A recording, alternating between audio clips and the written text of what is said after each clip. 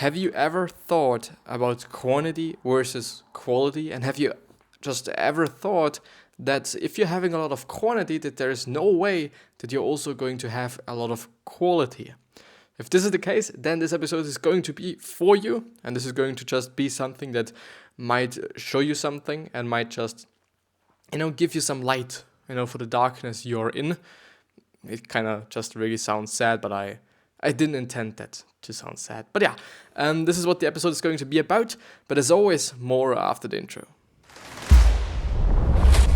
This is what happens when you're trying to make a cool intro and you haven't prepared anything.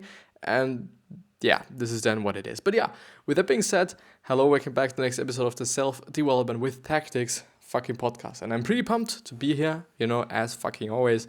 And today, as I said, we're going to talk about quantity versus quality and or the misconception that a lot of people have about quantity versus quality and or the correlation between those two things. But before I'm actually going into the episode, I do just have to say that this particular episode is available as a podcast, which means that you can just listen to it, which means that it is a way more efficient way to consume this episode than if you would actually be sitting here for 30 to 40 minutes actually and watch me talking about something. This is really not efficient. But if you're just choosing the podcast, which is actually the audio only version of this particular video, then you're able to do something simultaneously. Like you could be walking your dog, you could be cooking, you could be tidying up your room.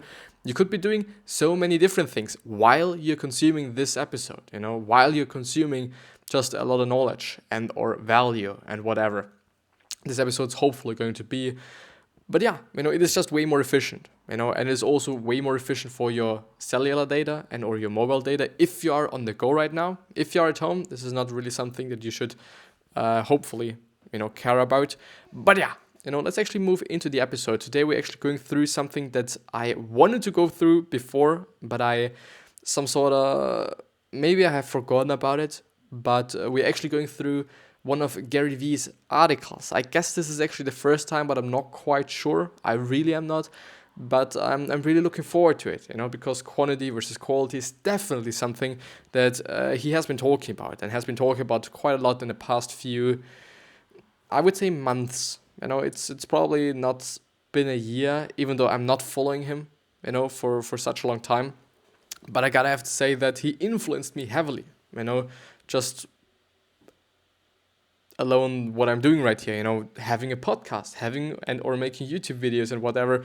This is just only because of him, basically. But yeah, I do just actually have to plug in my PC right now because I'm a little bit feared that everything is going to crash and die and then the episode is fucked. And this is not really something that I'm looking forward to. Therefore, I'm just having to search for my cable. There it is. Plug it in. There it is. And now plug the other end into my PC. And now we're good to go. So quantity can be the gateway to quality, or quantity can be the gateway quality, a new way to think about content. And it is just really incredibly important. It just really is an important thing to just mention for everybody and or anybody that is producing content, whether it actually be something for social media or whether it be a book, whether it be something. It is just truly important, and a lot of people do not think about it, I guess, and a lot of people also do not know it, maybe. Or this is just something that you will only see if you are in a particular space of life, maybe, or industry, whatever. So people always ask me whether I prefer quantity or quality when it comes to content. And then there is a meme, and I'm going to read the meme for all the YouTube listeners and or YouTube watchers. They benefit from this visual content there is.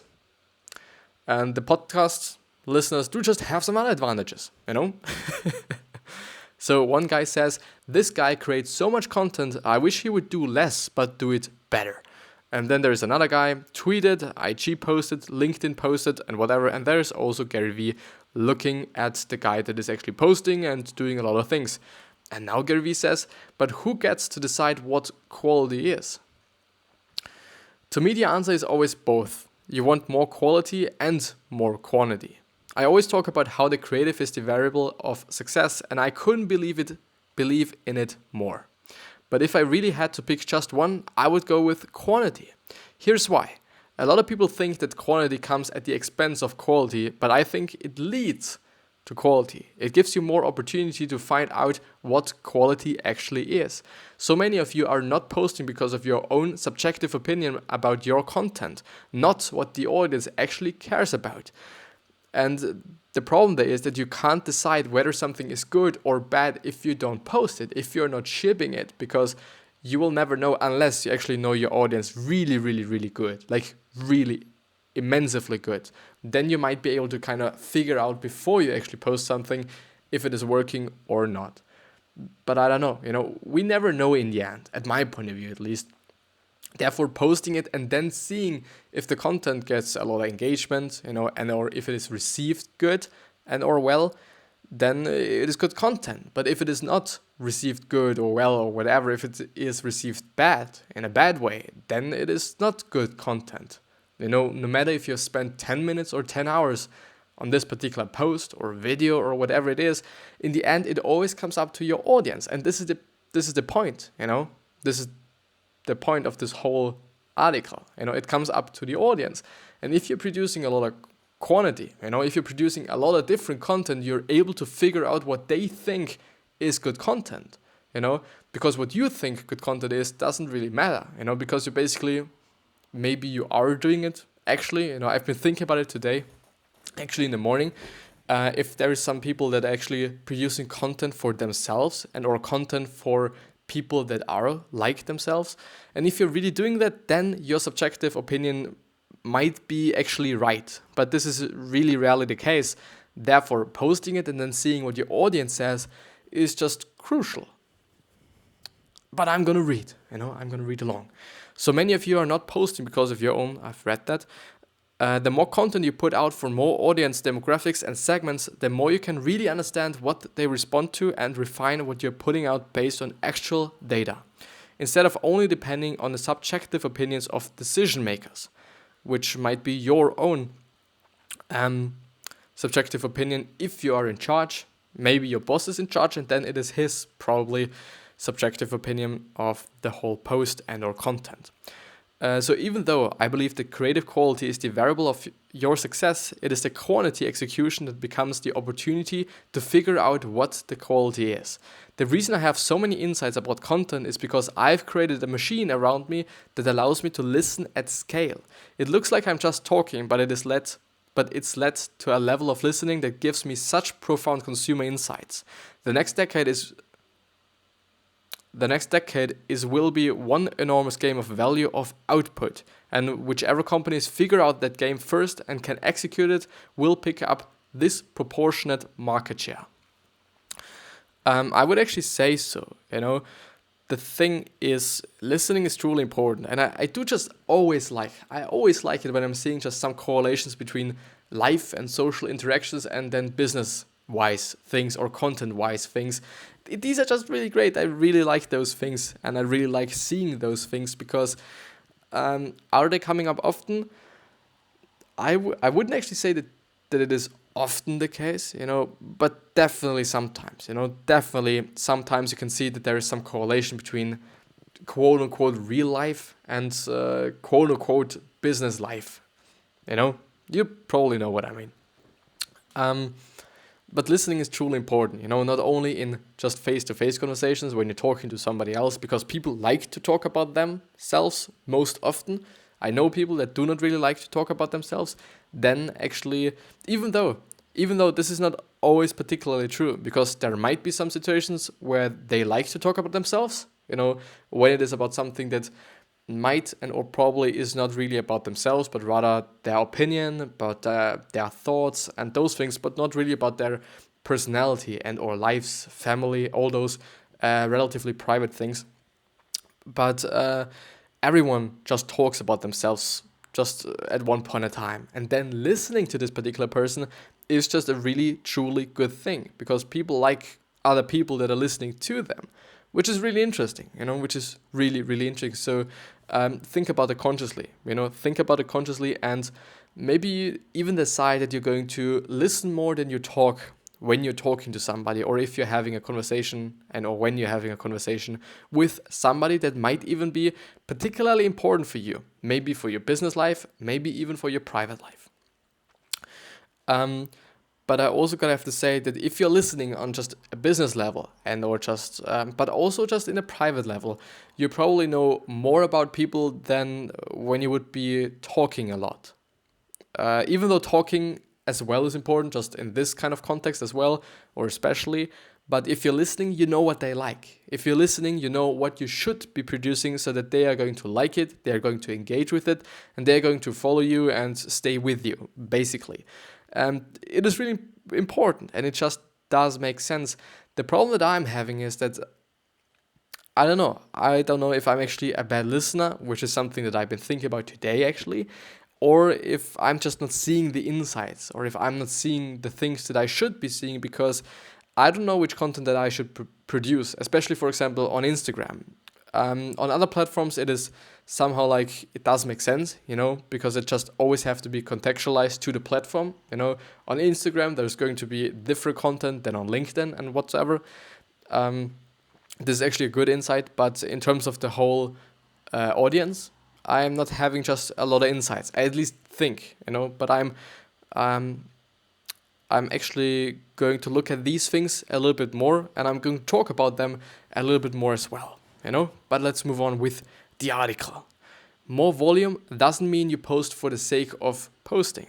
Creating more volume isn't about posting for the sake of posting. Having the post-production capabilities or the skill sets to create contextual content for the platform that matter for you, for example, LinkedIn, TikTok, Instagram, etc., is equally important.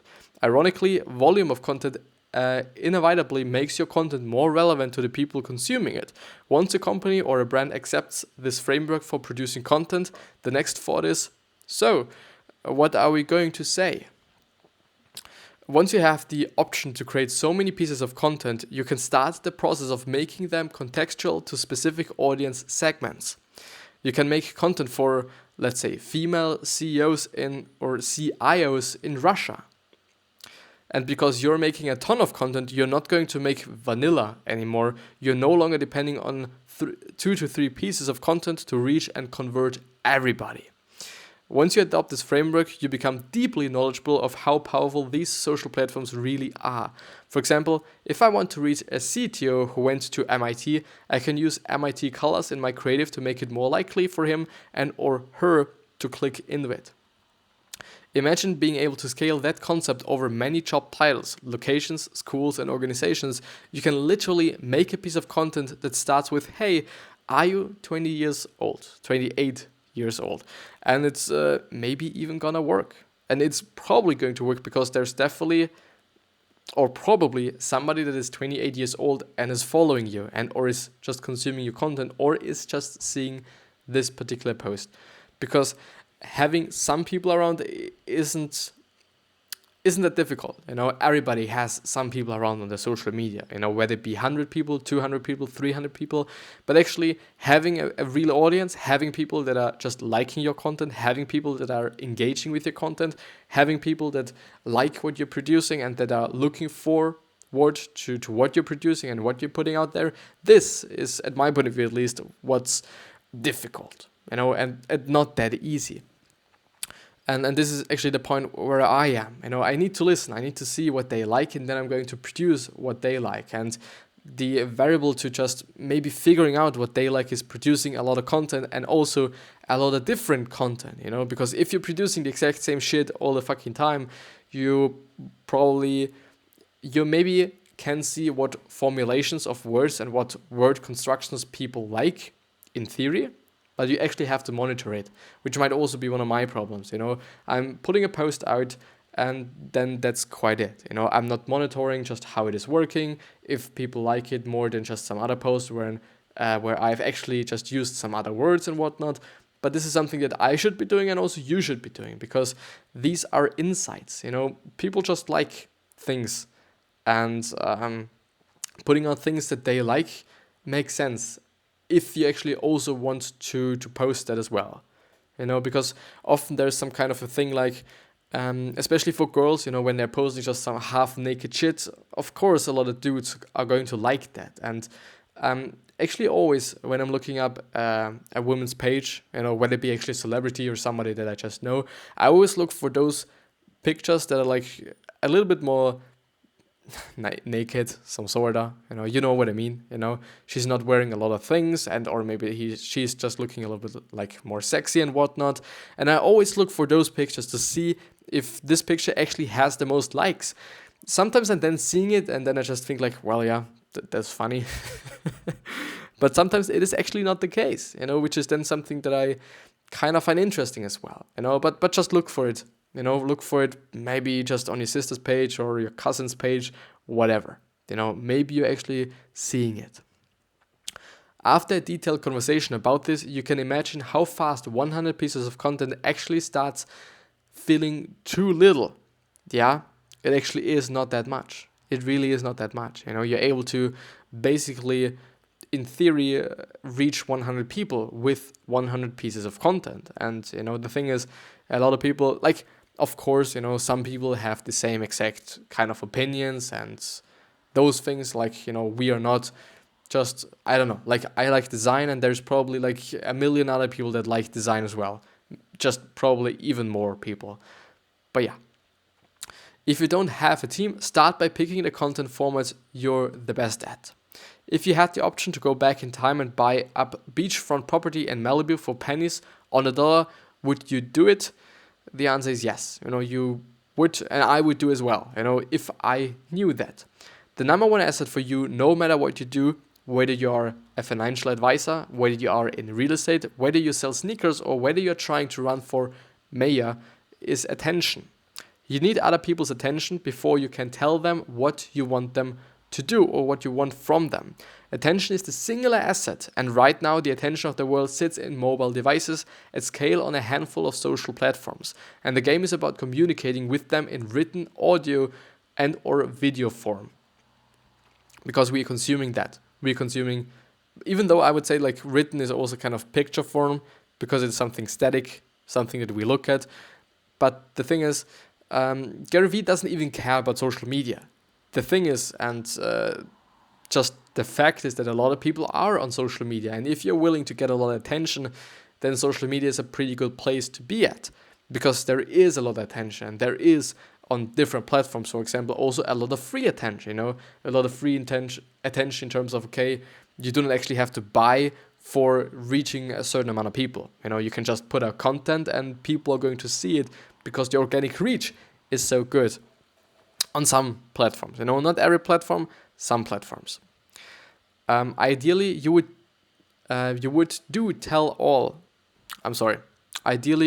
do them all, but if you really don't have resources, think about what you're best at. Are you a great writer? Do you feel comfortable on video? Or are you more introverted and want to do a podcast? It doesn't matter what it is, just start talking and then start doing it a lot more. To produce 100 pieces of content a day, maybe 52 of those are just single tweets. Maybe 26 of them are Instagram stories, and maybe one of them is a blog post and you're able to repurpose some of the text for your tweets. Maybe you write text posts or record short videos on your phone for LinkedIn. The volume will give you the opportunity to hit different segments and find out what messages the market deems as quality. For example, if you're a real estate agent and you're trying to sell a home, if you make one video, a 22-year-old woman who makes 100K a year and a 49-year-old woman with 2 kids making 47K a year are going to look at it very differently, and they're also they might even not click on your content, the second one or the first woman, because they're completely different. They're looking for completely different things. And this is actually something that I'm pretty late at those things. I really am. I should have just looked up my insights. The thing is, we're having such a lot of data. Everyone that is having an Instagram page is having quite some data. I know where all the people are from, the city, the state, the age actually, when they are just on, just the best times for me to post. Then in the end, I'm actually having quite some insights, but I've actually never been using them quite for just, I don't know. I just have not been using them for some reasons. I don't fucking know. And the thing is, it really does not matter what you think about your content. If you think this video is super great and you kind of assume that somebody else is also going to think that it is fucking great, then you shouldn't expect that to happen. Like, it also won't be happening probably. Maybe it is happening because it is actually something that not only you like, but maybe even the majority of the people like. But just be aware of that. Like, your opinion actually does not count. Like, your opinion is just really unnecessary. It might even be just more of an burden factor. It might even not be just such a good thing to even think about. We have these platforms that allow us to target people at such narrow levels at scale. The volume of creative helps you context the creative to different segments. When I say things like, "Hey California" or "Hey Mexico" at the beginning of my video and run it in those areas, they do disproportionately better, which just makes sense. Which really just makes sense. And I know, for example, on the podcast, and if you're listening to this, a lot of people seem to be from California, or at least this particular person that is actually listening to the podcast is from California. I know that. I've seen the stats. I've seen the analytics, which is, to some degree, is actually pretty crazy, that I'm having so many insights into people's lives and whatever. On the other hand, it is also pretty handy for me in theory, if I would be using them. Then it would actually be a good thing for me. But since I'm not using it as I should be using it, it's not really such a cool thing. I actually have to use it way more. Way more. But yeah, the core question of the day. I should actually look forward to, I should actually read them before. How often should you write down your goal physically? I don't know. Like, the thing is, if it is your goal and you're just really trying to thrive for it or strive for it, then it's going to be in your mind. You do not really have to write it down. Unless it is actually something that you're not doing at this point in time and you're willing to do, then of course writing it down is actually a pretty good thing. Actually, also in a physical way, so that you might have it on a post-it and you can just post it somewhere on your, I don't know, in your room, so that you always see it and that you always get reminded because of that post-it. Is actually a pretty good thing. And I would suggest also to do that if you tend to forget those things and if you tend to kind of, miss out on those goals that you actually intentionally or initially thought about or just gave yourself and whatnot. So it definitely makes sense. And the news of the day, I've actually looked up the news. Because sometimes I'm forgetting it, but most often I do just look up the news when I'm in the train, when I'm in the train and I'm just, riding to the place where I'm just attending school. Then I'm normally looking up my the Google News and see what's going on there, Most often I can see the same things, especially when it is about just normal news, like world news and what's happening in the world. Most often it is something negative, first of all, and second of all, it is probably also something like something that I already know, that I've heard and whatnot. But yeah, what can we see there? Can the Pixel 4 win back Google's camera crown? I guess so, because they have been just doing amazing with the fucking software that they were able to just put into the Pixel 3. It is insane. It really is insane what they were capable of doing through algorithms and all those things. I don't even know what exactly they did. I think it is about algorithms, but I'm not quite sure. Google Nest Mini hands-on. Another Google device. Bose is now visiting customers at home to figure out the noise cancellation problems. You're probably not using Spotify, right? Here's how to get the most out of your music. Xbox Elite Wireless Controller Series 2 early preview. Possibly the best controller ever. Fortnite Chapter 2 is actually launched. It actually was pretty funny, that a lot of people thought like, okay, Fortnite is dead and sad and whatnot. But it seems to be the case that they just were preparing for Chapter 2 or basically Fortnite 2 maybe even as well. Google announces Nest Mini with better sound and wall mount, still $49. So it's all about the Nest Mini, which seems to be some sort of a smart device, as Alexa is, I guess, from Google, which is quite good. You know, a lot of people are feared in terms of, or just a fear of their privacy, you know, going to be heard and whatnot by those devices. I don't know. We all have a phone. A lot of people have credit cards, so why would they actually care about your privacy?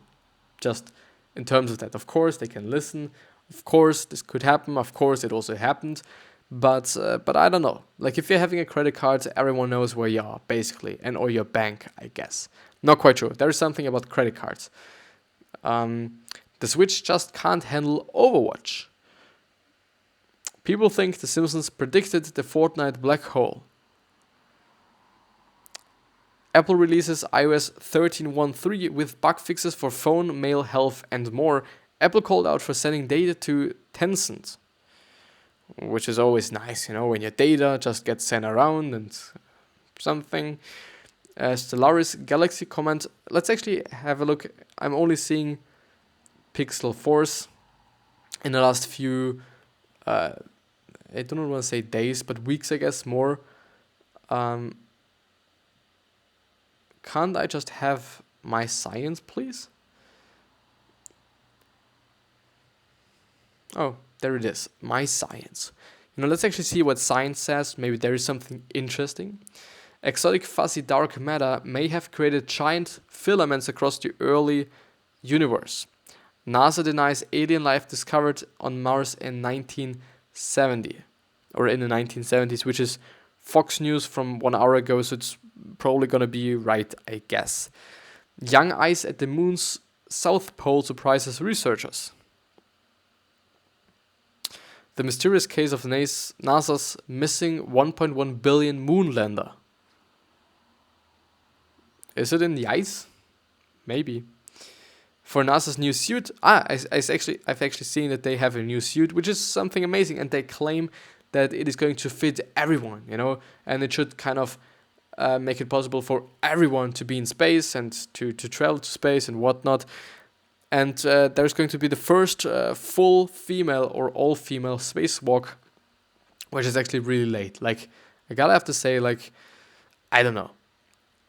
It's really late, you know. It just really was kind of surprising to me, you know, especially when I'm reading it again right now, that it is kind of the first time just only women flew up and just are walking there in space and whatnot. Really interesting. Really, truly interesting. But yeah, you know, those new suits, maybe they're gonna be great. The thing is, they have not been producing and or designing new suits for 40 years, if I remember correctly, which is just really insane if you think about it. Like, I don't know, like, we're able to just use different materials right now, I guess, at least, which is something amazing, you know, which is really something amazing, you know, having new materials, maybe even lighter, maybe just way more flexible than they just used to been, because, you know, I assume that they weren't that nice to wear and that easy to wear and whatnot. I don't know. I think they have come up with just some pretty good things. I hope at least. You know, I hope at least for those people that are going to be in space in the next decades. You know, maybe it's also gonna be me. Who the fuck knows? I'm looking forward to it. A little bit.